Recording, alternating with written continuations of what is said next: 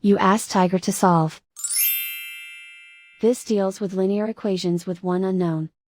The final result is d=3. Let's solve it step by step. Simplify the expression. Find the greatest common factor of the numerator and denominator.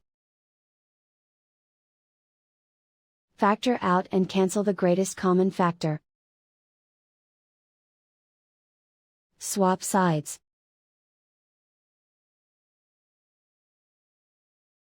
Group all constants on the right side of the equation. Add 1/2 to both sides. Combine the fractions. Combine the numerators.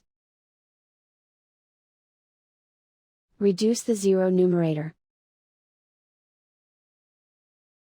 Simplify the arithmetic. Combine the fractions.